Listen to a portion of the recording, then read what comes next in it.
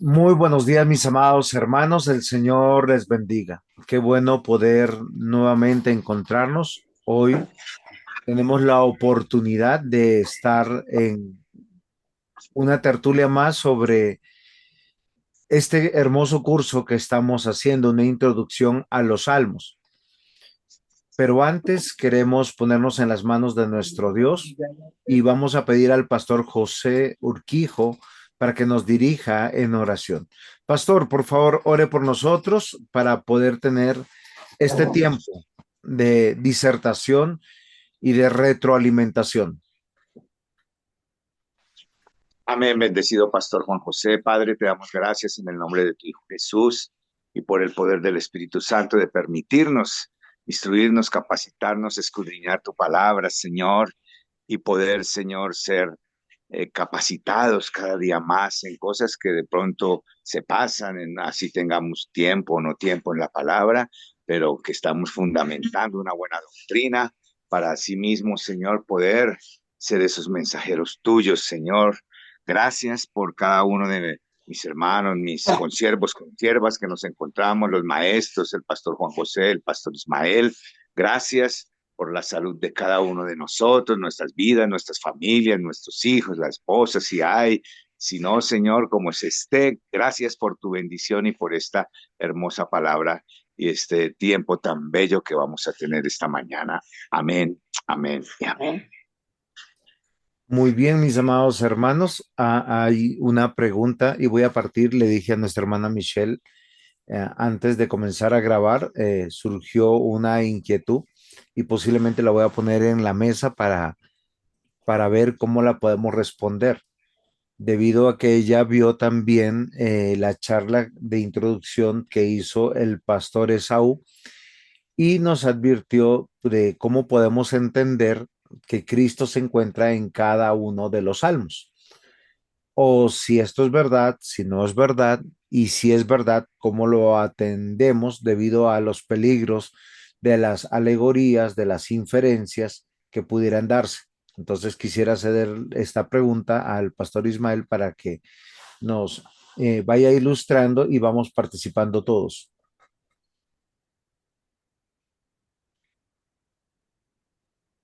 Bueno, muy buenos días. Me cogieron a quemarropa. Camarón que se Es duerme. que está encendido, pastor, de amarillito. Sí. Bueno, esta es una inquietud muy interesante porque existe hoy en día un concepto de que en todos los textos de la escritura debe estar presente Cristo. Eso es un poco una pretensión que puede tener su riesgo, porque la Biblia lo que tenemos que entender que se interpreta en su conjunto, que hay una unidad orgánica y que esa unidad orgánica tiene como finalidad presentar el plan de Dios a través de Jesucristo y presentar todo el programa del pacto eterno de la redención en su conjunto. Es decir, esa es la temática o el hilo conductor de toda la escritura. Pero decir que en cada texto por separado aparece o tenemos que ver a Cristo, pues tiene su riesgo. Primero porque pues es un relato amplio con muchos contextos y porque no necesariamente cada texto presenta a Cristo. Y cuando alguien pretende hacerlo, pues entra en alegorías, en analogías peligrosas, en comparaciones y en malabares que son muy nocivos, porque termina siendo unas conexiones que no son apropiadas. Lo que sí podemos decir es que en toda la escritura se revela a Cristo, que en todos los libros de la escritura se presenta a Cristo y su propósito de redención, pero no que en todo texto de la escritura está Cristo, porque pues imagínense, hay textos que son simplemente diciendo, y el pueblo se rebeló contra Dios, y ahí tendríamos que hacer un malabar, ¿sí? O estas son las genealogías, un versículo de solo nombres, ¿cómo veríamos a Cristo? Entonces sí podemos decir que está presente en su propósito, en su tema, en su programa, en su revelación, mas no necesariamente que cada texto revela a Cristo. Ese afán desmedido ha llevado a muchas alegorías, ¿sí? Y muy peligrosas, demasiado nocivas, Hay capítulos que no muestran a Cristo propiamente, muestran la miseria humana, que muestran realidades culturales, legales, normativas, pero Cristo está presente en su contexto en cuanto al propósito de la revelación. Yo siempre he dicho que la mejor forma de ver a Cristo en el Antiguo Testamento es a través del programa, a través del pacto, a través de la deidad y a través de los propósitos históricos, no necesariamente a través de símbolos o tipos como muchos nos han dicho. Los que quieren ver a Cristo en cada versículo terminan cayendo en mucha tipología peligrosa, sí, en unos patrones como decir que David es tipo de Cristo, que Moisés es tipo de Cristo, que Salomón es tipo de Cristo, que José, que Elías, que Sansón, todo mundo es tipo de Cristo y con esas conexiones caen en esos riesgos y en esos excesos. Lo mejor es verlo a través de un programa que es la redención, a través del pacto, que es su forma de relacionarse con su pueblo, a través de la revelación teológica y a través de toda la historia de cómo Dios sustenta y cuida a su pueblo. Entonces, pastor, esta inducción que usted nos pone, debemos evitar caer en las alegorías, que sería como el llamado de atención para todos. Es interesante, pastor, la realidad de esa búsqueda.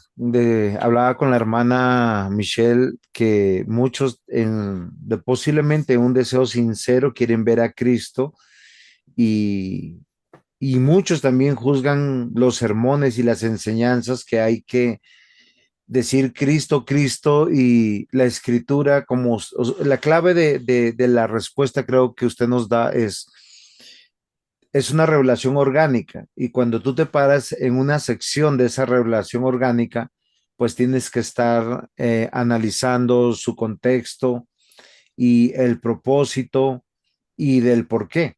Pero hay algo particular de los salmos que hemos podido decir, y no recuerdo si fue Lutero o Calvino, uno de los dos de estos grandes reformadores, que dijeron que los salmos es una Biblia en miniatura y es algo que debe ayudarnos a poder considerar, porque cuando ellos hablan de una Biblia en miniatura es porque encuentran primero el Evangelio y segundo la revelación del pacto eterno de redención. De hecho, es un hilo conductor de los 150 salmos y de los 5 libros de la Biblia, donde nosotros podemos ver desde la creación hasta la adoración excelsa de los últimos 5 capítulos de los Salmos, donde se declara quién es Dios. Y nosotros podemos considerar que en todos los salmos están unidos por temas densos y gruesos como el tema del pacto, el tema del Mesías prometido, del trono de Dios, del reino de Dios y obviamente de su pueblo, y que Dios está cercano a su pueblo por encima de los aspectos litúrgicos en el sentido de lo que significaba para el pueblo de Dios el tabernáculo en su momento o el templo, porque para llegar a la presencia de Dios había que presentar sacrificio, ofrenda, para que nuestras oraciones y alabanzas sean escuchadas. Sin embargo, hay algo particular en los salmos, que Dios dice que Él es real, personal, en algún aspecto hasta individual, pero también colectivo con cada uno de sus hijos. Hay algo que es interesante en los salmos, que nuestro Dios nos convence que cuando nosotros clamamos a Él, Él nos está escuchando y nos está respondiendo de manera inmediata. Y es un privilegio. Y está en el contexto de lo que fue escrito los salmos. Y estamos diciendo que cubrió desde Moisés hasta el retorno de Babilonia, 1000 años. Y estos 1000 años en el tiempo que se compusieron todos los salmos, nos dice que Dios es el mismo, las necesidades del pueblo es la misma y que el tema central está Dios, su pueblo, su reino, su pacto y claro, está el Mesías, pero de la manera como usted nos venía explicando, si esto es claro para los estudiantes, si esto es claro para los que aquí presentes, o si todavía queda alguna duda. No sé, mi hermana Michelle, ¿usted qué opina?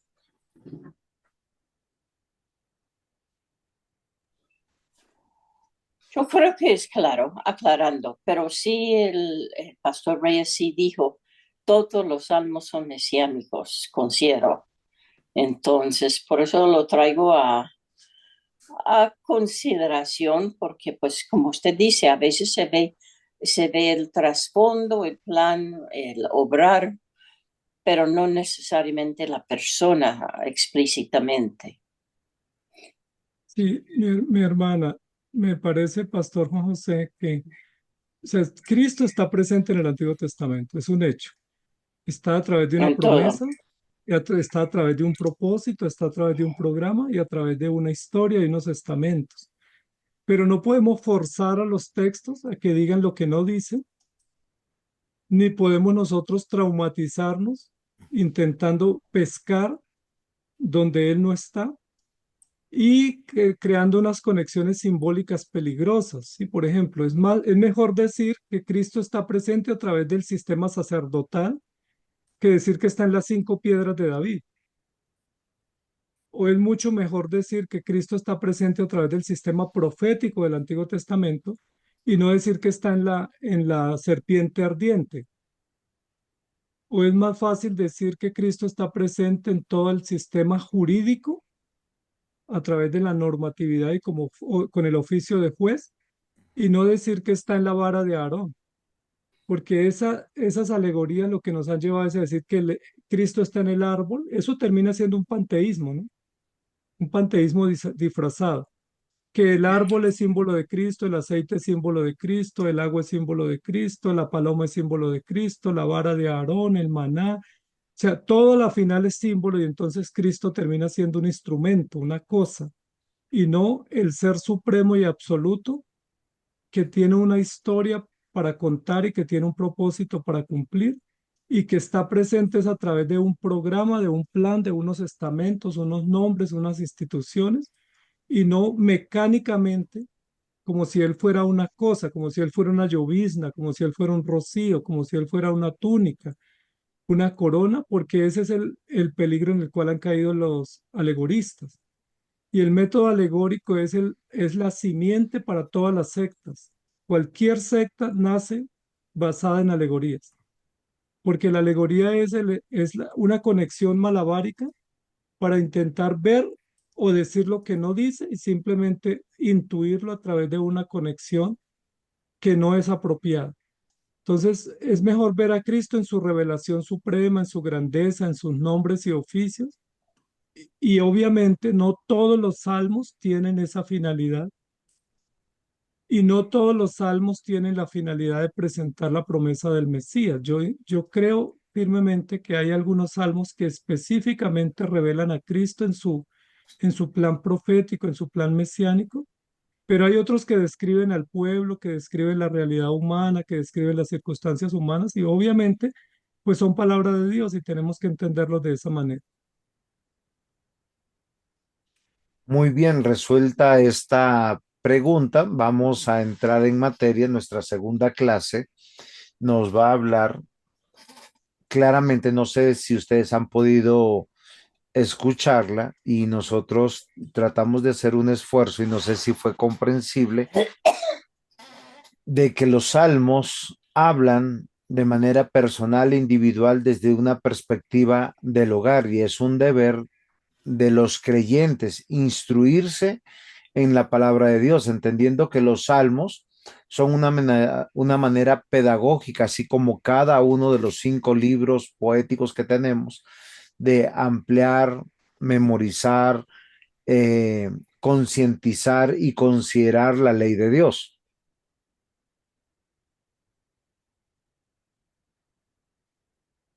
Bueno, ahí sí tengo otra pregunta. Ajá. Viniste cargada de preguntas, hermano. ¿No querían preguntas? Que No hay sean nada peor fáciles, que sino que llamar a un foro, una discusión y nadie abra la boca. Pero Se hicieron en la esquema del curso unas divisiones de salmos civiles, familiares, devocionales y mesiánicos. Ok.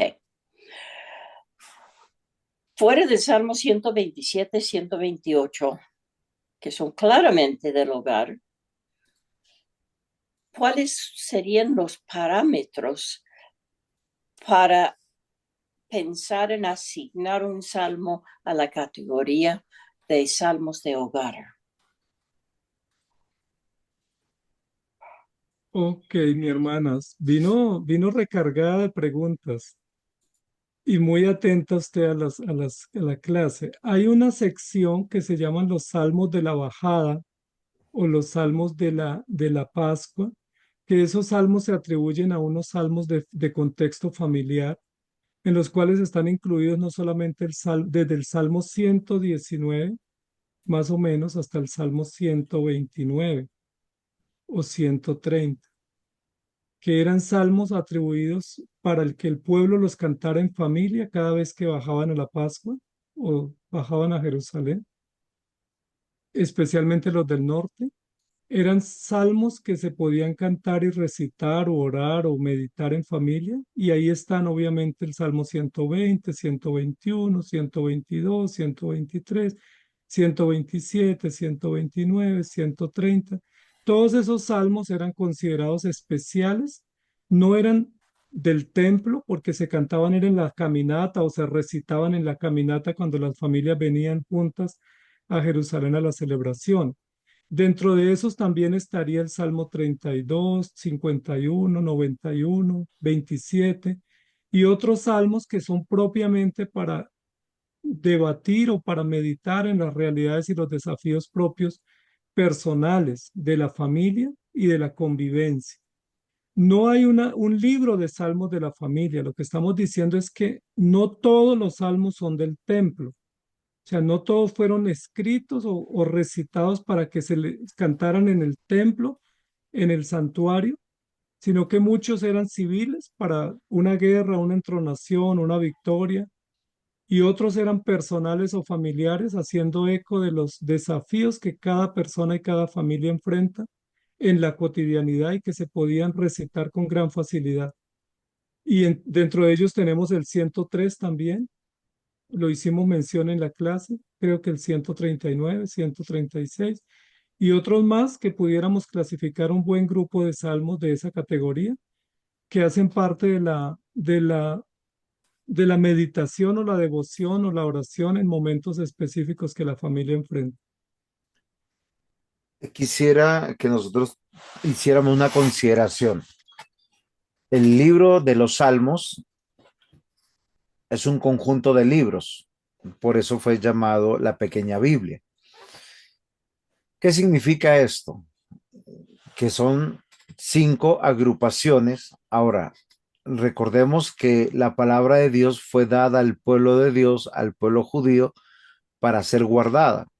Y ellos tuvieron, no sé, en este momento no recuerdo cuál fue el criterio para poder recopilar estos 150 salmos escritos a lo largo de 1000 años, pero hay algo que es particular. El primer libro nos va a hablar, son canciones de alabanza, obviamente, en un estilo muy diciente, pero lo que nosotros vemos que básicamente es una referencia a la creación y a la humanidad. De estos primeros libros o salmos, de este primer libro o salmos, hay algo particular, que el Salmo 1 y Salmo 2, que son de autor desconocido, es una forma introductoria a toda la literatura eh, del Salterio. Sin embargo, el libro 2 tiene una particularidad.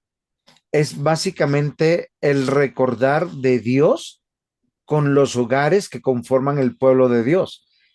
Y cuando nosotros podemos coger todo el libro 2 de Salmos, que están del Salmo 42 al Salmo 72, vamos a poder comprender que esos salmos normalmente, como nos decía el pastor Ismael, no eran en el contexto del templo, es en el contexto del hogar o de la familia, como hoy nosotros estamos hablando.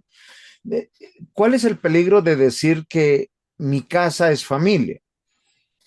Que yo ya no necesitaría a los otros componentes de la familia de Dios, porque solo somos familia de Dios en la iglesia.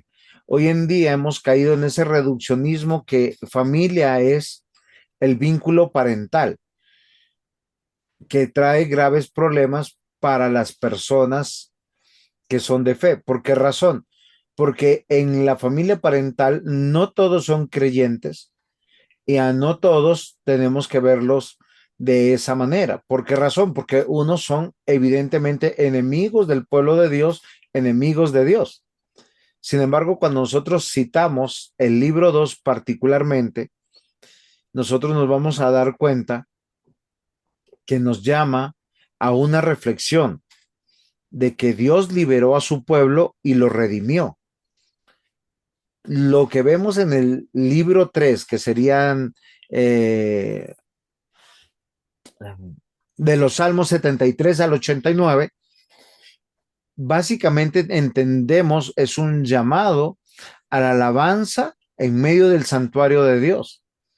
Y es muy interesante porque hace un paralelo con el libro quinto. Sin embargo, en el libro cuarto volvemos al mismo contexto de hogar o de familia, recordando la peregrinación del pueblo de Dios permanentemente. Ahora, lo interesante de todo esto es que son 5 libros organizados de manera literaria y uno quisiera observarlos separados y cuando finaliza el Salmo 41, el Salmo 72, el Salmo 89, el Salmo 106 y el 150 termina con una doxología. Y entre todos no tiene un desarrollo cronológico a nuestro juicio. Por eso le digo, no sé cómo hicieron los judíos para poderlos clasificar, pero lo que sí podemos decir que fueron inspirados por Dios, guiados por el Señor para ser plasmados de esta manera. Y es ahí donde nosotros tenemos que considerar lo que nosotros decíamos en clase. El hogar es la fuente principal y donde nosotros podemos aprender de Dios y nuestro deber es, como lo dice en Deuteronomio 6, instruir a los miembros de nuestro hogar, entendiendo todas las situaciones del hogar en el Antiguo Testamento, donde el hogar estaba conformado no solamente por la parentela, el hogar era considerado por aquellos que eran hijos, por la esposa, pero también por aquellos que vivían dentro o estaban bajo la protección de esa misma casa. Por eso el llamado de atención es a considerar, y aunque usamos la palabra familia para hablar del hogar, debemos tener claro que el hogar es el núcleo básico de la instrucción de la fe, de ver el obrar de Dios y donde hay una relación personal e individual para con Dios. Debemos recordar que los hijos van a replicar los patrones o las enseñanzas de los padres. Y aunque entendemos que hay hijos rebeldes, contumaces, que se apartan de Dios, pues también debemos entender que la iglesia es la gran familia de Dios, donde Él es nuestro Padre y reúne a cada uno de aquellos que han sido instruidos en la adoración. Y la adoración, creo que fue un énfasis que hizo el pastor Ismael, no es solamente en el templo, es cuando estamos caminando, cuando tenemos cualquier tipo de circunstancia. Los salmos nos invitan a desnudar nuestra alma y nuestro corazón de nuestro Dios sin que Él nos censure, con toda libertad para poder entender de que Dios es personal, individual y también a su vez colectivo. Y creo que no sé si esto nos ayuda o genera más preguntas. Pastor, yo creo que ahí para complementar la pregunta de la hermana Michelle, esos salmos que están entre más o menos el 120 y 134, son los que se consideran los salmos graduales o salmos de los peregrinos, o lo que nosotros estamos llamando salmos familiares, que son salmos de profunda convicción y reconocimiento de que la vida, la familia, el hogar, los hijos, la comunión vienen de Dios y que es a través de Dios que tenemos esperanza, que eran cantados o recitados cuando el pueblo iba a la Pascua, especialmente en el trayecto de ir de Galilea a Jerusalén. Entonces me parece muy interesante porque ninguno de esos, desde el 120 al 134, se cantaban en el templo, ni lo lideraban los sacerdotes, todos lo lideraban los padres de familia o los jefes de familia en ese peregrinaje. Y es lo que estamos diciendo, ¿no? Es importante que entendamos que no que la vida cristiana no se reduce al templo y que Dios en su infinita bondad y providencia nos ha dejado oraciones, medios, textos para darnos esperanza en cualquier desafío que enfrentemos y en cualquier momento y en cualquier circunstancia. Y eso es esperanzador, que Dios haya pensado en todo. Sí, que cuando estamos en el camino, cuando estamos enfermos, cuando llegan los hijos, cuando llega la cosecha, cuando hay guerra, cuando nos sentimos con temor, cuando tenemos una victoria, cuando estamos angustiados, cuando estamos desanimados, que para cada momento Dios haya pensado en dejarnos medios para darnos esperanza, para darnos gozo, para darnos alegría y para sostenernos. Porque lo que el pastor estaba diciendo sobre el reduccionismo, pues tiene que ver también con que la fe se ha reducido al domingo y a ir a cantar dos o cinco himnos el domingo, escuchar una prédica y ahí ya hice mi mayor labor y olvido que la fe es un continuo vivir en medio de las circunstancias dependiendo del Señor y que de hecho es mucho más amplio el periodo de 6 días que de un día y de alguna manera en esos 6 días requerimos mucho más sustento para poder gestionar todos esos desafíos que enfrentamos en la semana, que de alguna manera termina siendo más fácil gestionarlos el día domingo, porque está uno en la comunión de los hermanos. Y Dios nos ha dejado los medios y por eso tenemos oraciones tan especiales y específicas. Y eso también nos ayuda a decir que pues no es tan fácil que todos los textos presenten a Cristo, porque muchos de los textos y los relatos y las oraciones lo que muestran también son grandes desafíos que enfrentamos, pero en medio de esos desafíos la gran esperanza y confianza en el Señor.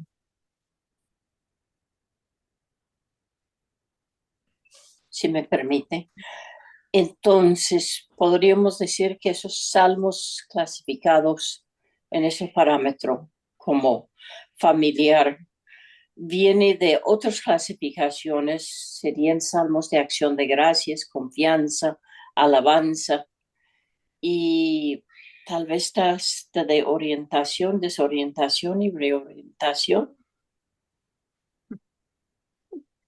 Y reparación y no repetición. Sí, pero, es decir, esa clasificación me causó risa, pero es el seminario de Medellín. Uy, y mi Sí, mi silla se hermana, me va para abajo, me voy achicando lentamente durante la clase.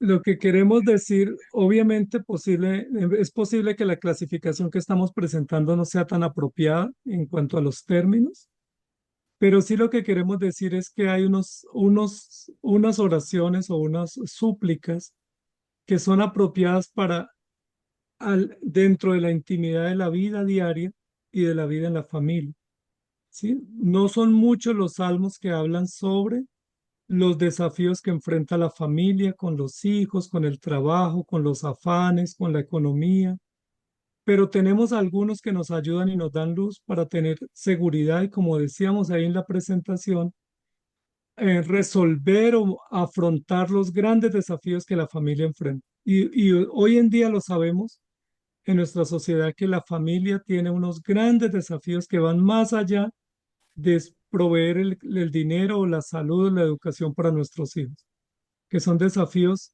generosos y para ellos tenemos la escritura, porque ¿quién no se ha sentido agobiado por los retos en el hogar? la inseguridad, la vejez, las luchas, la toma de decisiones.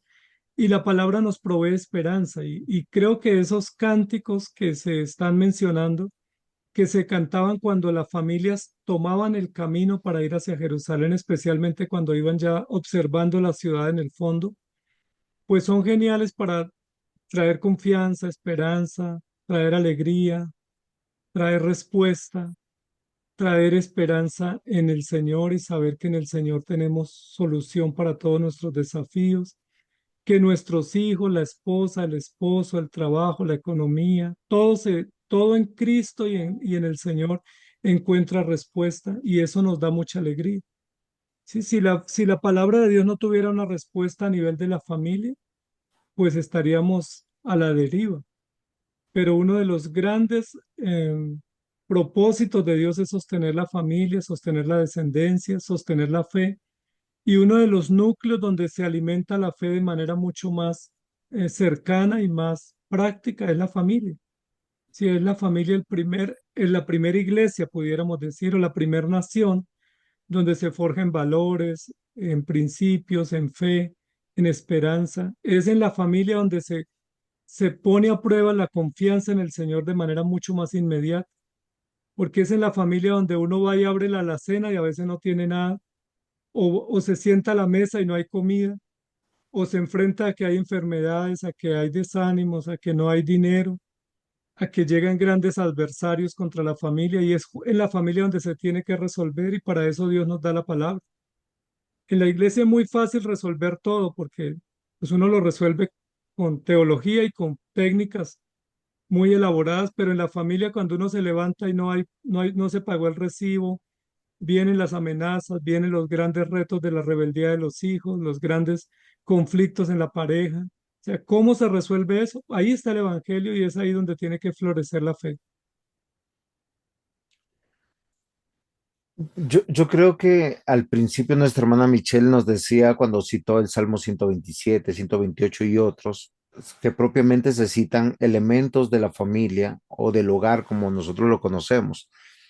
Pero yo quisiera que se tomaran un poquito la molestia no solamente de ver los salmos cuando se bajaban a cantar, porque normalmente esos eran más colectivos y pudiéramos decir que en ese sentido es familiar, pero los salmos del 42 al 72 particularmente nos habla de una vida diaria delante de Dios en medio de nuestras luchas y de nuestras realidades. Obviamente que nosotros vemos una situación personal ahí propia en gran medida del rey David y de lo que él está viviendo, de lo que él está sufriendo, pero ¿quién de nosotros no ha pasado por esto y cuánto de nuestros hijos y de los que están en nuestro hogar no están luchando en medio de esta situación? Debido a que todos nosotros, nuestra mayor lucha diaria tiene que ver con el pecado, tiene que ver con una relación con Dios, con una comunión con Dios. Porque a veces nosotros simplemente cuando pensamos en la familia o en el hogar, estamos pensando desde una perspectiva estructural moderna, pero no desde la realidad como presenta la escritura, los salmos y el hogar. ¿Ah? Y es algo que nosotros tenemos que considerar un poquito, pensaría yo. Entonces, ¿por qué razón? Porque es totalmente diferente. No sé si me estoy, ¿cómo se llama esto? Haciendo entender.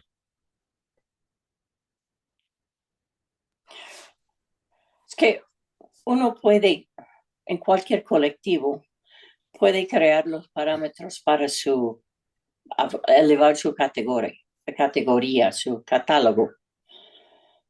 Otro que he visto son muchos salmos personales y como usted acaba de mencionar, salmos colectivos. Entonces, yo sí estimé, por ejemplo, el Salmo, por ejemplo, 103, perdón, como un salmo individual. Sí, claro. Claro, Yo, yo, estamos yo, yo una quisiera, mi persona hermana, alabando. yo quisiera, mi hermana, que tú hiciera una consideración. Cuando hablamos del concepto de hogar o de familia, nosotros tenemos que considerar cómo es la realidad, no solamente hoy, sino en los tiempos antiguos de un hogar, porque normalmente a veces uno es un padre con hijos, un padre con esposa y con hijos, a veces es una esposa viuda o divorciada, este es un tema a veces complicado, pero es algo que nosotros tenemos que considerar, donde la fe parte desde lo individual y donde esa individualidad no es ajena a los demás. Sí, es algo que a veces nosotros estamos entendiendo nuevamente. El reduccionismo de la sociedad hoy en día para hablar de familia lo reduce a la parentabilidad, pero hay algo particular que el pastor Ismael tocó en clase. Hoy en día, aunque la casa tiene muchas habitaciones, la ausencia de todos es evidente. Miren, no sé si ustedes lo han notado, usted publica algo un viernes por la tarde o por la noche, o un sábado por la tarde y por la noche, y los likes y me gustas casi no están. Y uno se pregunta, el lunes, el martes, el miércoles, están, ¿dónde está el pueblo de Dios? Pues el pueblo de Dios está en medio del mundo, a veces en las cosas del mundo, y la ausencia en los hogares es la misma. Sin embargo, cada hogar va a encontrar su familia en esa familia de Dios manifiesta que es la iglesia local, donde permanentemente estamos adorando a Dios. Pero nuestra fe es real, permanente y vívida desde nuestra perspectiva de lo que estamos viviendo. Hay casos de padres que llegan a cierta edad donde la soledad es evidente porque ya los hijos se marcharon, porque no han habido nietos, porque estamos lejos de los parientes y dónde se suple realmente los elementos de la familia, como Dios lo demanda, es en la iglesia. Y algo que particularmente tiende en los salmos es a decirnos, venga, nuestra importancia de vida no tiene que ver propiamente con el hogar y propiamente con la crianza de hijos y con el desarrollo del matrimonio y el desarrollo de la parentabilidad, y sí, con que el Señor Dios reina permanentemente, es un Dios personal, individual, como usted nos lo dice, y que mientras que nosotros estamos viviendo, lo podemos vivir desde la misma circunstancia que usted y yo vivimos. Y bueno, para mí personalmente los salmos en ese sentido ha sido un aliciente, porque hay momentos donde uno realmente, por las mismas ocupaciones que todos tenemos, pues o el amigo o los amigos están lejos, eh, no hay personas idóneas para estar y hay una relación para con Dios manifiesta que se evidencia en la declaración de los salmos, pero en realidad es donde yo me puedo identificar, donde yo puedo suplicar, donde yo puedo hablar con aquel que me escucha y ahí creo que el tema es mi hogar está siendo edificado en Dios. A veces pensamos de la edificación del hogar en la multiplicación de tener hijos, nietos, bisnietos, y no solamente es eso, sino es en el crecimiento de la madurez. Eh, no sé si me estoy haciendo entender, yo quisiera que me ayudaran. O Yo pregunten. creería, yo creería, pastor, y para todos los hermanos, que cuando hablamos de salmos personales o relacionados con la vida y el contexto cotidiano, pues no necesariamente son salmos o oraciones que se podían cantar en familia. Algunos sí, ¿no? Algunos probablemente uno pone la mesa y podría poner la mesa para el almuerzo y recitar el Salmo 127 o 121 o 128. Pero hay otros salmos que son súplicas, como el Salmo 27, que son súplicas donde uno hace confesiones y hace consideraciones propias de la vida y de los temores y angustias que enfrenta, pero que también aportan al crecimiento de la familia o a los desafíos de la familia. También aporta a la impotencia que nosotros sentimos frente a los retos. ¿sí? Todos como padres y como abuelos y como creyentes nos hemos sentido en muchos momentos totalmente incapaces de poder resolver los grandes desafíos. Y es allí donde clamamos, Señor, ayúdanos, y levantamos nuestro corazón al Señor. Y creo que esos salmos aportan al crecimiento de la familia. Las oraciones de las madres, las oraciones de los padres.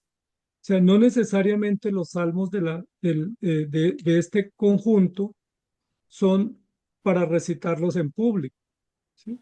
Porque ahí estarían las oraciones de una madre que abnegadamente se pone de rodillas todos los días sin que nadie la vea, orando al Señor y suplicando por su familia, o de un padre que se trasnocha o se desvela mirando cómo puede ayudar para desarrollar su familia y para que la fe gobierne. Recordemos que todo el cimiento de todos los salmos, de todo el fundamento es el temor a Dios y la sabiduría que viene de Dios. Entonces, tanto los salmos, o sea, de alguna manera lo que estamos diciendo acá es, los salmos nacionales lo que buscan es que una nación o las familias de esa nación teman a Dios y que confíen en Dios para que su gobierno civil sea honroso a Dios y sea edificante para ellos. Y estos salmos que tienen que ver con la familia, lo que estamos buscando es que la familia tema a Dios y que la familia, aún en medio de los grandes desafíos que tiene, como dice el Salmo 27, aunque mi padre y mi madre pues no me satisfagan o no me cuiden o me abandonen, que esos hijos tengan el temor de Dios porque ese es el fin del discurso. Recordemos que todo salmo está en el contexto de la literatura poética y todo el conjunto de la literatura poética tiene como hilo conductor la sabiduría basada en el temor a Dios.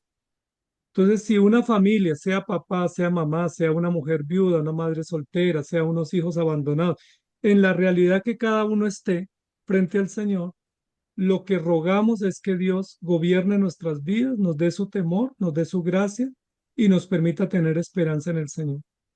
Y lo dijimos, creo, en la conferencia, cuando vayamos a entrar al cielo, no creo que toque llevar certificado de viudez, ni certificado de matrimonio, ni 60 años de vida juntos, ni hijos. No, lo único que se nos va a pedir es si creímos y vivimos y confiamos en el Señor.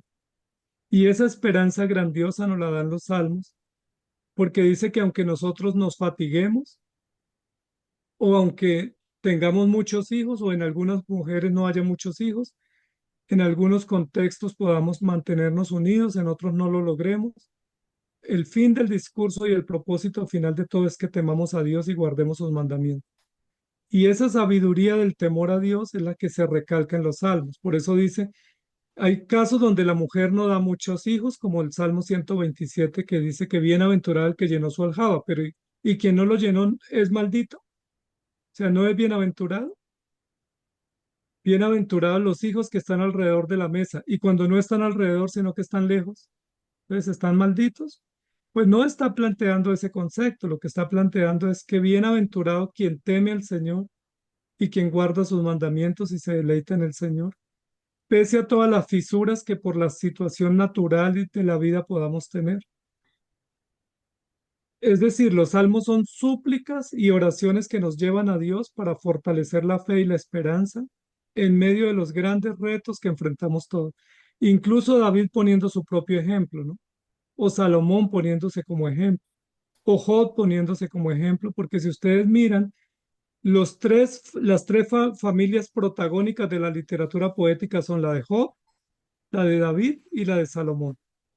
Y en los tres hay grandes retos a nivel de la familia, pero se sostienen por la misericordia del Señor, animándose en la fe y en la confianza que Cristo da.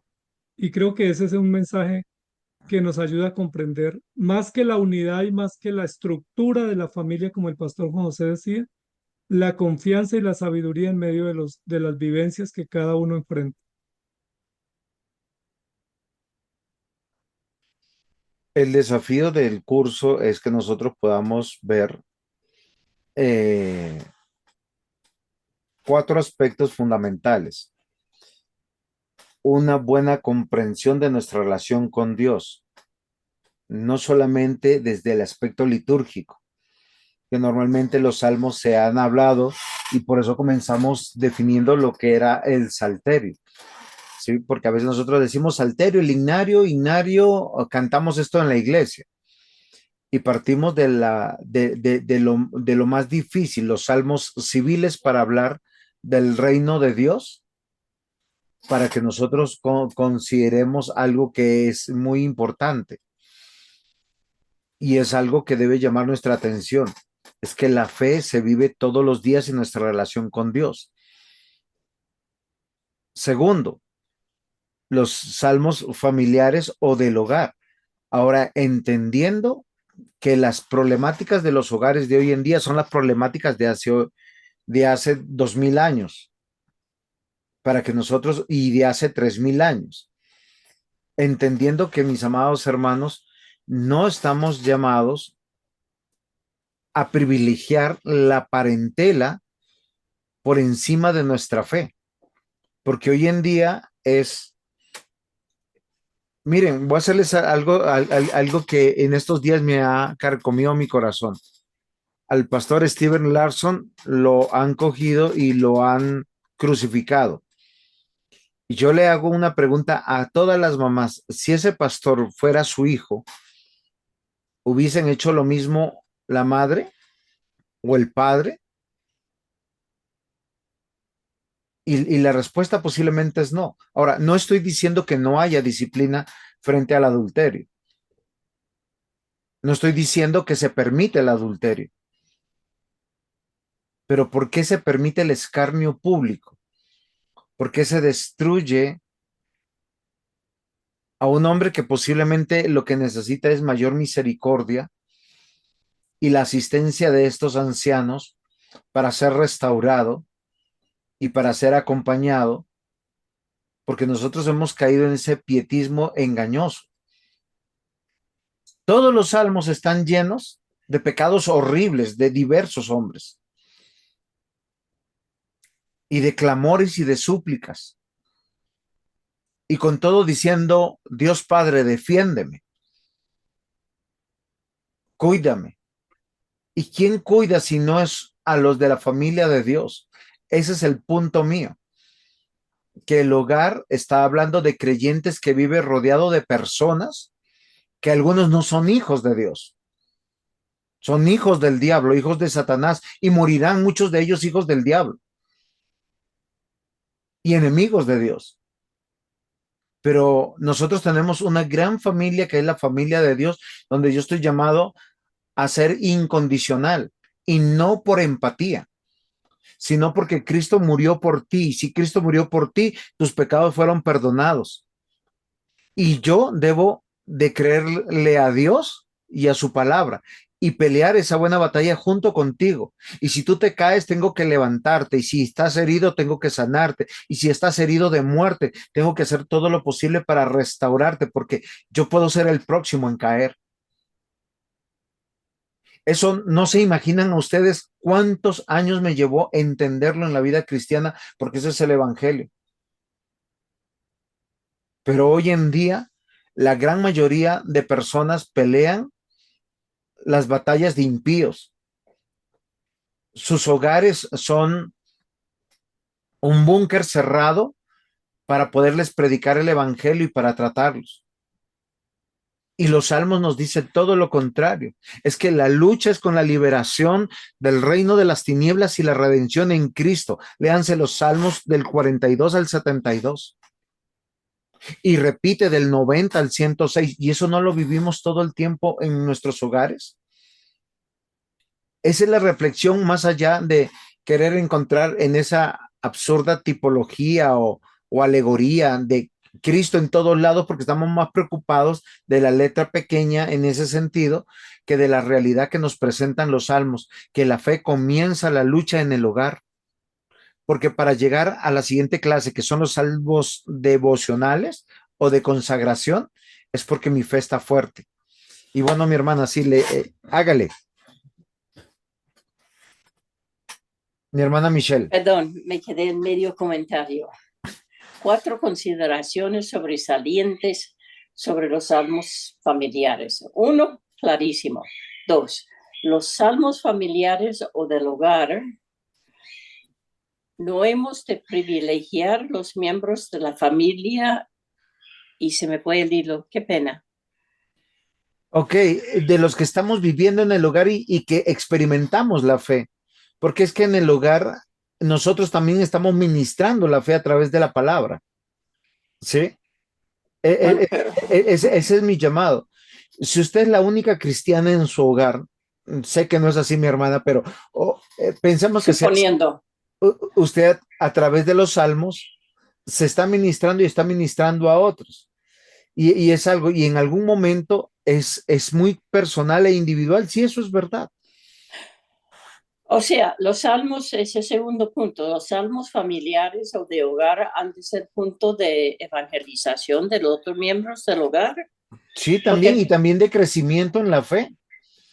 Para mí han sido de fortalecimiento, de exhortación, de llevarme al arrepentimiento, de confrontarme y preguntarme, Juan, ¿qué estás haciendo?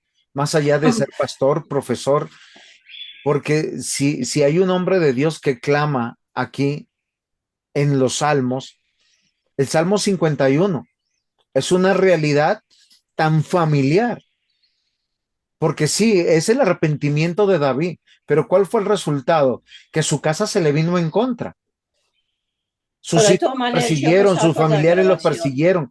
O sea, si uno mirara realmente con detenimiento cómo Dios permite ver el desnudar de la vida del hombre, su miseria y cuánta misericordia, gracia, paciencia tiene Dios para con nosotros, parte desde el hogar.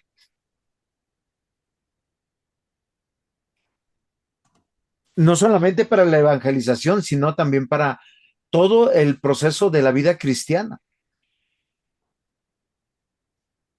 ¿Por qué me escandalizo yo y me rasgo las vestiduras de otros cuando yo lo que necesito es crecer en Cristo?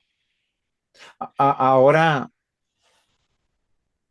es tan difícil individualizarlo y asumir cada caso, pero lo que sí podemos decir que Dios en su infinita bondad en los salmos desnuda las realidades de los hogares. Y recordemos, no hay pecado nuevo. Y Dios a través de su trato para con nosotros, personal, individual, también nos disciplina. Solo aquel que está lleno del Espíritu Santo se puede doler de que ha ofendido a Dios y puede ver las consecuencias en su vida y en medio de la iglesia. Para mí el tema de los salmos es algo tan maravilloso porque pasa de la relación vertical, personal, individual, a una relación también horizontal con todos aquellos con los que yo vivo y estoy peleando esa buena batalla. Bueno, y el tercer punto, las cuatro consideraciones. Yo dije cuatro, Sí, señor. Dijo cuatro y lleva dos. llevo dos. Yo no recuerdo en qué momento se me fue, pero hay algo que hacen los salmos permanentemente con nosotros. Siempre nos lleva a Cristo, siempre. O sea, no de manera alegórica, de manera real, puntual, porque está el plan de la redención. Y finalmente, mis amados hermanos, hay algo que nosotros recordamos permanentemente.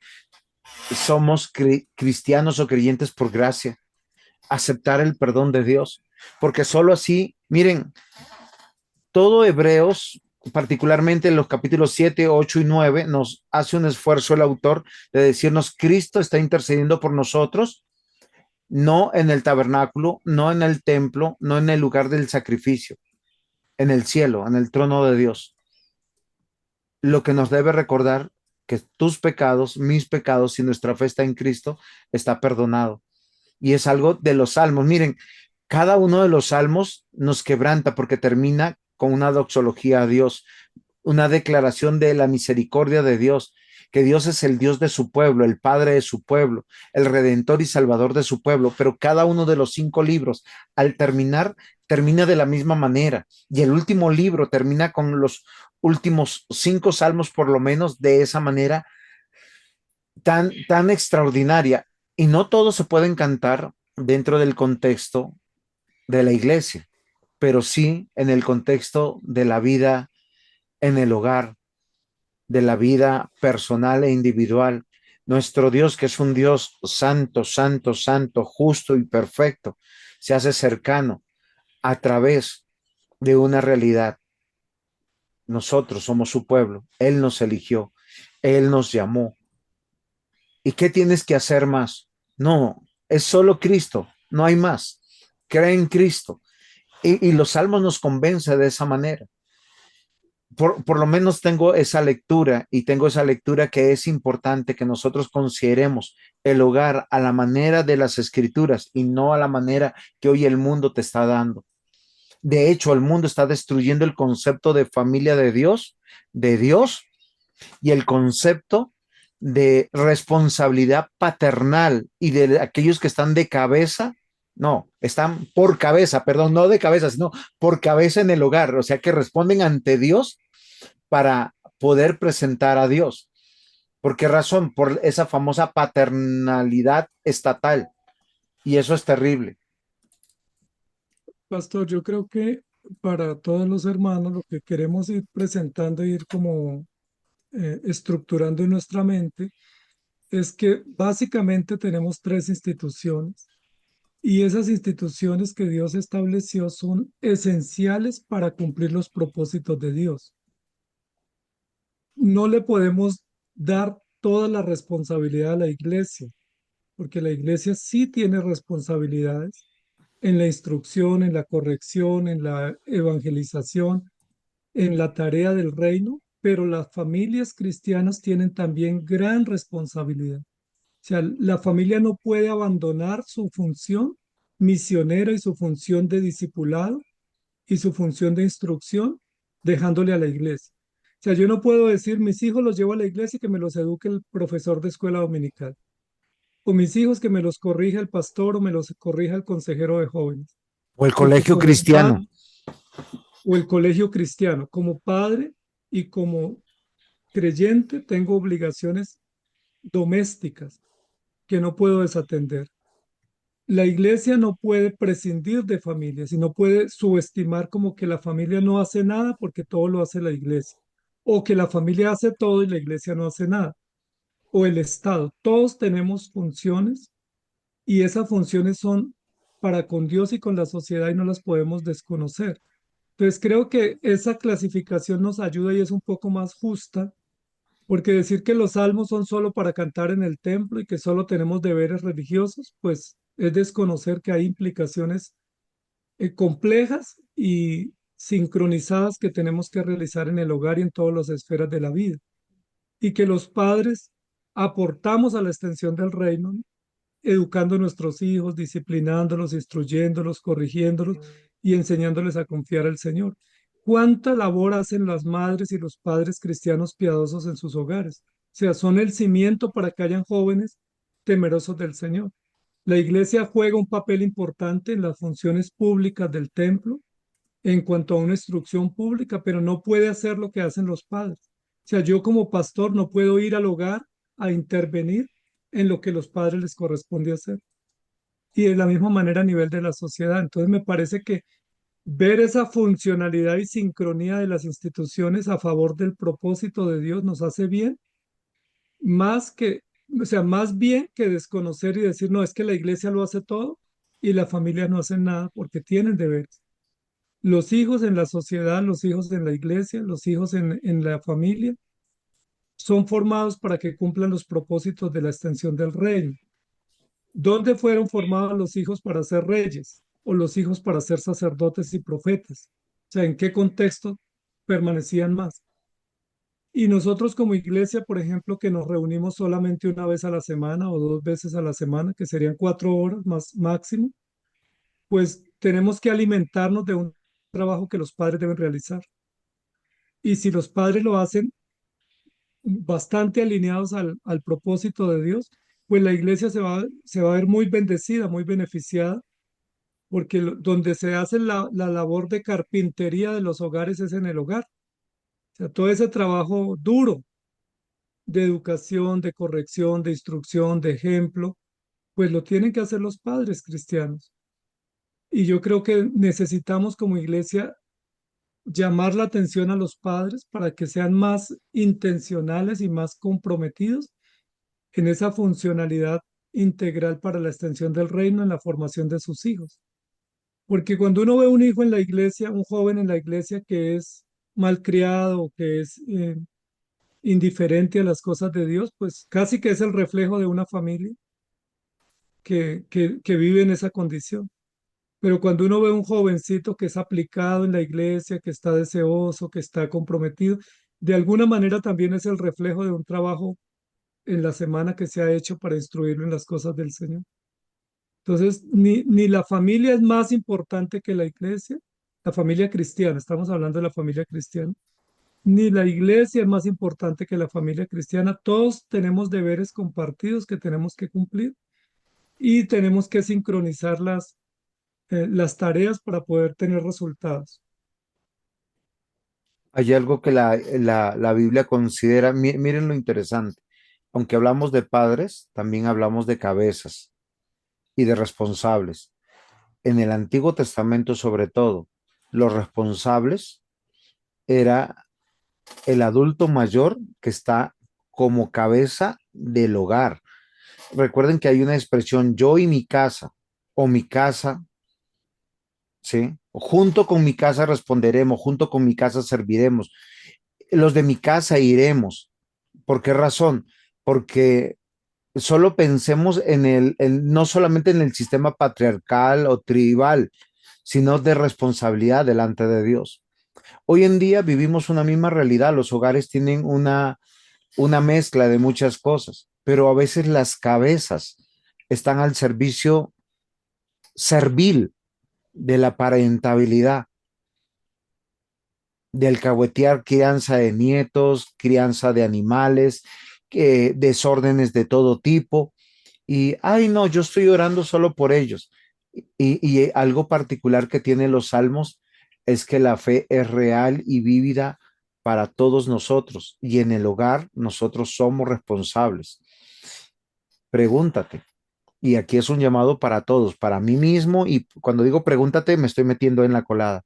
Si tú eres la cabeza en tu hogar, en esa casa donde Dios te ha permitido sustentar y presentar el evangelio y presentar, todos se están sujetando a Dios.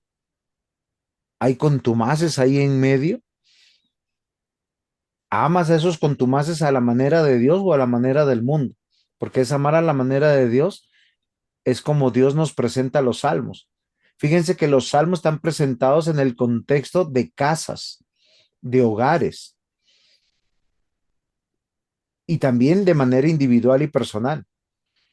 Pero llama la atención eso. Por eso tal vez la preocupación desde nuestra perspectiva pastoral es, venga, los salmos no solamente son como algunos los han tomado, no, pues voy a viajar, voy a leerme el Salmo 121 para que el Señor me guarde.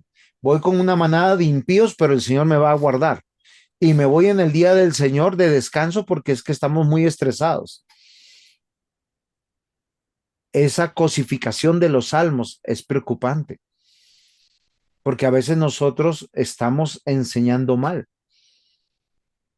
Y hoy nosotros tenemos que reflexionar, entender las cosas a la manera de Dios, entendiendo que la palabra de Dios no ha pasado de moda ni tiene que ser modernizada. Las realidades sobre el pecado, las realidades de las luchas sobre el reino de Dios, sobre la restauración y liberación del reino de las tinieblas, siguen siendo las mismas. No hay pecado nuevo debajo del sol. Lo que sí sabemos es que nuevas son las misericordias de Dios cada mañana. Y eso, pues, debe atravesar nuestro corazón y empezar a mirar si nosotros y nuestra casa o nuestro hogar estamos sirviendo al Señor, si somos útiles para la extensión del reino. o si sencillamente es donde habitamos y cohabitamos y hemos hecho las paces con el enemigo, en términos donde ellos reinan tranquilamente y nosotros simplemente estamos a su servicio. Y luego vamos el domingo y decimos, Dios reina, que sería una contradicción. Hoy debemos reflexionar, porque leer los salmos de manera religiosa y cosificándolos es muy fácil, porque terminamos en una religión muerta y no en pelear esa buena batalla, en esa carrera de la fe que todos tenemos que hacer, porque un hilo conductor de todos los salmos es Dios reina. Hay un Mesías que va a venir. Recuerden que los salmos pertenecen al Antiguo Testamento. Y el reino de Dios, básicamente lo que dicen los salmos, eres tú y soy yo que creemos en Dios Padre. Sería mejor así, Pastor Ismael y hermanos, cuéntenme. Y yo estaba queriendo resumir, ahí estaba escribiendo, que los desafíos de la familia cristiana es la fe, la descendencia en el Señor y el reino de Dios, que serían como hilos básicos del propósito de la familia en Cristo, que como el pastor lo ha dicho y todos lo tenemos, lo vivimos porque vivimos en la misma región y en el mismo momento histórico, están amenazados, ¿no? La fe siempre está bajo amenaza, está desde Génesis 3. La descendencia está bajo amenaza también. Y el reino de Dios o vivir bajo el reino de Dios y bajo su temor también está bajo amenaza. Entonces hoy en día uno escucha a las familias y es muy común en las familias que tenemos acceso, que charlamos con ellas, que uno dice, no, estamos formando familia y nuestro propósito es la casa, el carro y la herencia. Y bueno, eso no es malo en sí, no estamos diciendo que eso sea malo, tener una vivienda o procurar un buen estudio para los hijos o un buen propósito de vida, pero estamos descuidando los propósitos centrales de qué es ser familia, ¿no? Y más que tener un dormitorio común y tener una mesa común, el fin de la familia es la fe, la confianza en Dios, creer en el Señor, nuestra descendencia consagrada al Señor, que es el futuro y la esperanza también de la continuidad de la iglesia. Por eso hay una orden bíblica de tener hijos y de criarlos en el Señor, de consagrarlos al Señor, y también un propósito de extender o establecer el reino de Dios. O sea, yo creo que esos mínimos o esos básicos tenemos que retomarlos otra vez, ¿no? Porque cuando uno habla con las familias o los jóvenes que están formando hogares, pues están pensando es en la cuota del apartamento, en el carro, en viajar, en estar bien cómodos, lo cual no es malo en sí, pero muy poco están pensando, bueno, ¿y cómo fortalecemos la fe? ¿Cómo crecemos en los principios sólidos del propósito de Dios? Que realmente son el futuro también de la iglesia, ¿no? Si hay familias frágiles, la iglesia es frágil. Si hay familias no enfocadas en el reino, pues la iglesia estará de la misma forma desenfocada. Si las familias están robustas en la fe, están robustas en su plan histórico de la extensión del reino, pues la iglesia va a estar robusta, porque la iglesia se compone de familias. Entonces eso como para acrecentar un poco lo que estábamos diciendo de cuál sería el fin o cuál sería el propósito en el cual debiera enfocarse una familia cristiana y la iglesia en cuanto a la instrucción de la familia, que sería lo que la Biblia plantea, y esos son los desafíos históricos de la familia. Cuando uno mira Hebreos 11, que es el contexto de familias, si Hebreos 11 describe familias, describe linajes, describe descendencia, y todos habla de la fe, habla de por la fe tuvieron hijos, por la fe trabajaron, por la fe peregrinaron. Y creo que eso es un reto que tenemos como familia, porque hoy en día tenemos familias, Pastor Juan José, y diversos modelos de familia, pero a veces son familias sin fe, familias sin descendencia, familias sin visión de reino, pero pues, o sea, tenemos el código de la familia o la categoría de familia, pero sin los componentes básicos que debe tener una familia ejemplar o una familia misionera, o una familia que honra al Señor.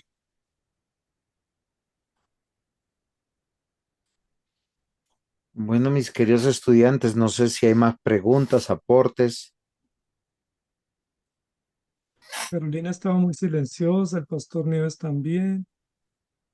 Estaba pensando, pastor, tenía una pregunta un poco sencilla de responder y creo que ya me la respondió en el transcurso de toda la clase, pero sí tenía una duda con referente a eso de la tibieza del corazón. Comprendo que por muchas ocasiones o muchas circunstancias o cada día podemos tener dudas de nuestra fe, pero ¿qué sucede cuando uno tiene que convivir con un hermano tibio? O sea, no sé si me explique. em, Porque la recomendación es, pues mejor no convivas con él, no convivas con él porque pues no se ha decidido o bien la razón de su no decisión es que no quiere obedecer a Dios y esa es su indecisión en su relación con Cristo o en su relación con Dios y uno a fin de cuentas pues no tendría por qué estarle eh, pues dando bola, ¿no? O dando espacio a que se sienta bien porque convive con un cristiano, entonces le pasamos de cierta santidad, o no sé, eso puede llegar a ser un comportamiento un poco erróneo. No, no sé si sería mejor, en vez de verlo como un problema, verlo como una oportunidad.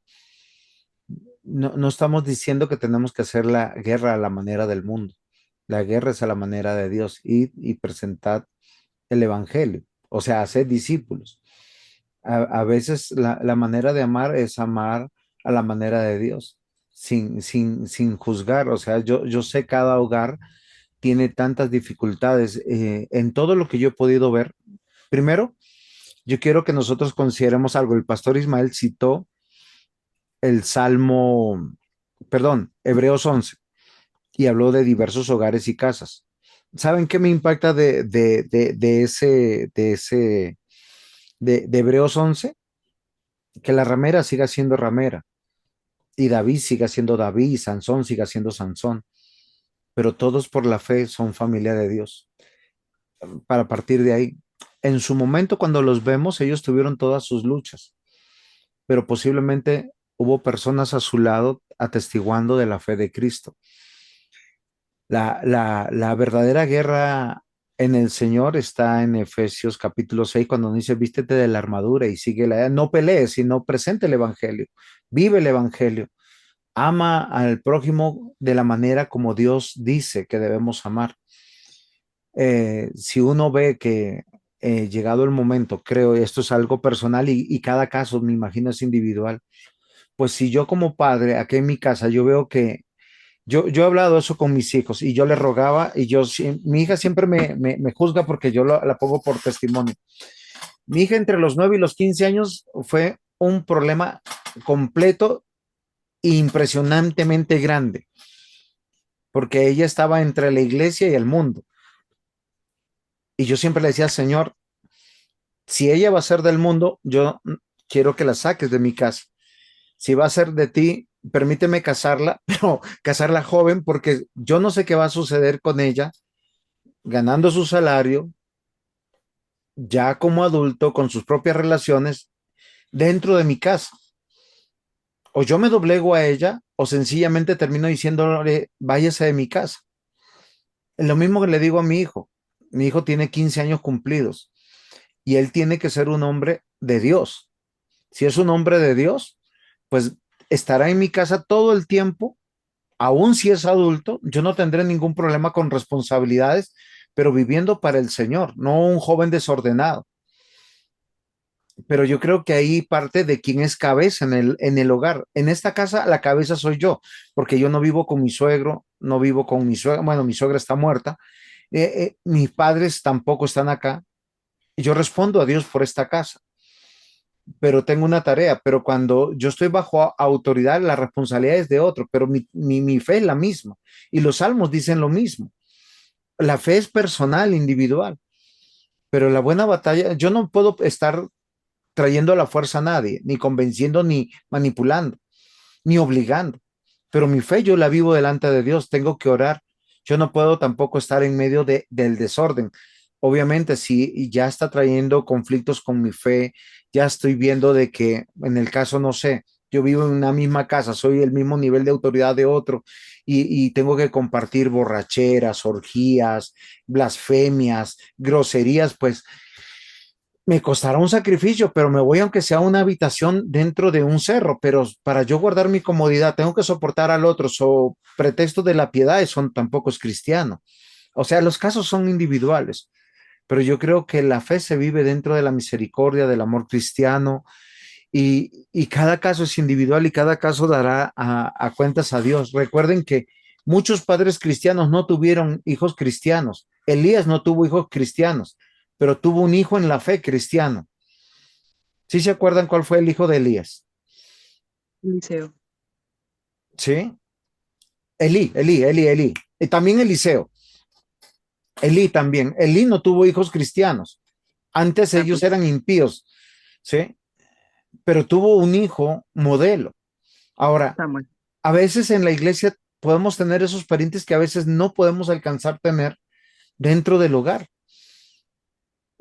Porque a veces nosotros estamos frustrados por no tener un hijo o por no tener, eh, no sé, otros tipos de relaciones. La iglesia nos provee todo esto porque es la gran familia de Dios.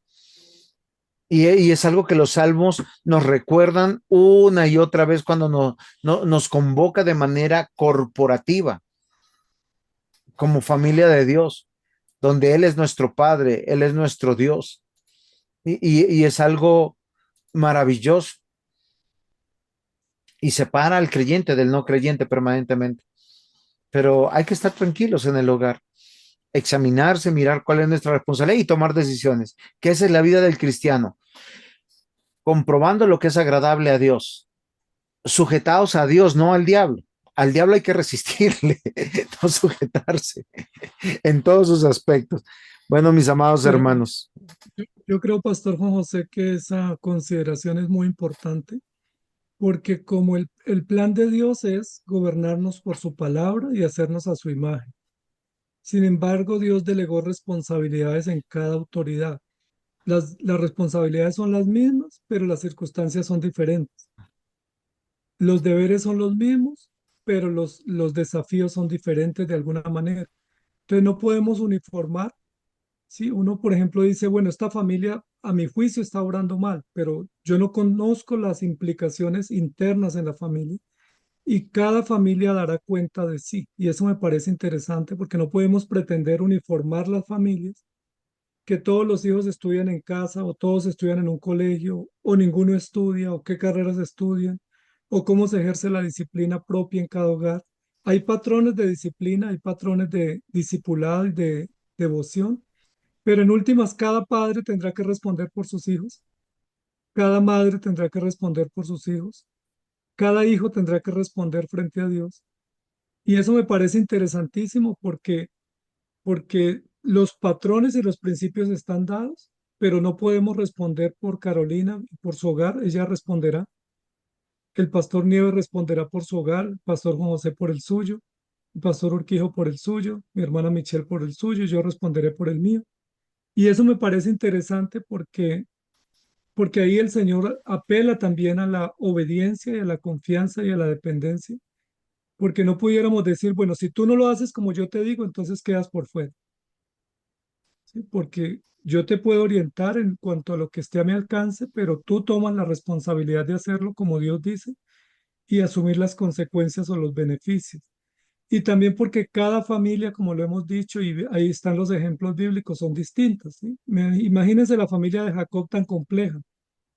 ¿Sí? Una familia complejísima, con hijos de varias mujeres, con hijos en conflicto, David, la familia de David tan compleja, o sea, nosotros tenemos unas familias la de medianamente Jacob, más llevadas, la de Jacob, la de Abraham de pronto sería más simple porque solo un hijo tenía criados, pero eso no hace que la familia sea más fácil. A veces le dicen a uno, pero es que usted que tiene más hijos es más difícil, el que tiene menos hijos es más fácil. No, todos los desafíos son igualmente desafiantes y solo contamos con la gracia del Señor. A veces decimos el soltero le queda más fácil, el casado es más difícil, ¿no? Solteros, casados, con hijos, sin hijos, jóvenes, viejos, los desafíos siempre serán grandes y para ello contamos con la gracia del Señor y contamos con el apoyo mutuo de la gran familia que se llama la Iglesia, que está también presta para socorrernos y para darnos esperanza en los momentos difíciles.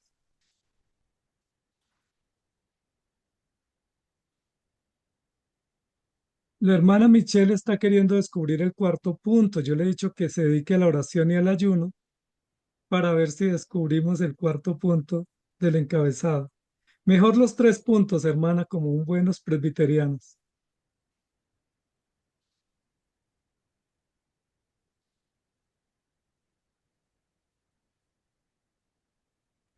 No tengo ningún problema en absoluto en buscar el cuarto punto. Lo que pasa es que yo les veo a usted por un aparato y tengo otro aquí, el computador donde digito. Y como digito a veces más rápido de lo que ustedes hablan, se tiene que cuidar un poquito de mi Ahora le registro. envío la Como grabación, mi hermana.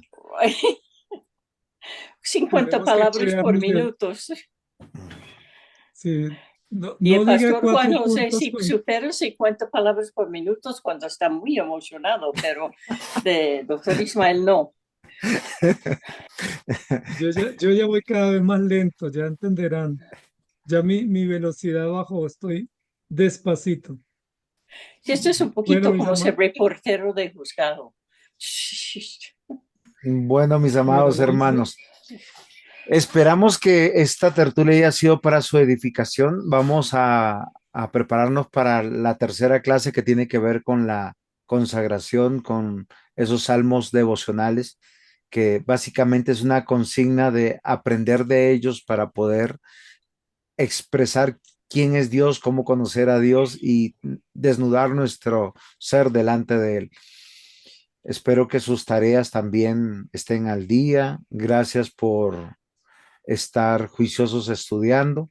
Espero que el Señor los anime y sé que siempre quedan preguntas en el aire. Y para esas expresiones tan rápidas que pasan está la clase que mando para poderlas reiterar y poder revisar. A veces en la multitud de palabras hay errores, entonces casi siempre.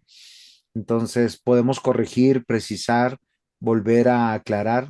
Por eso pregunto siempre, ¿estoy siendo claro? ¿Me estoy dando a entender? Porque yo a mi juicio pienso que sí, pero recuerden que yo hablo en peruano, colombiano, y ustedes me tienen que entender o en mexicano o en colombiano de otra región o colomboamericano, pero el Señor nos va a ayudar. Estamos guiados por un Espíritu Santo que está obrando en nuestros corazones y firmemente creo que Él es el único que nos puede edificar, limpiar, purificar y presentar finalmente con gran alegría delante de Él. Esa es su esperanza y la mía. Entonces hay que seguir adelante. Un fuerte abrazo. Nos veremos en la próxima clase. sí, Dios señores. mediante.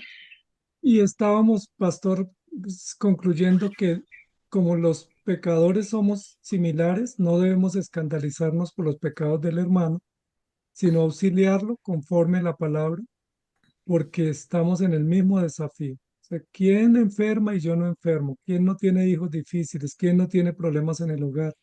¿Quién no lucha con su fe? ¿Quién no lucha con la economía? Y para eso Dios nos puso, para estar los unos a los otros siendo soporte y no dándonos el tiro de gracia unos contra otros. Que el Señor los ayude. Buen fin de semana, hermanos. Bendiciones a todos. Bendiciones, bendiciones para todos.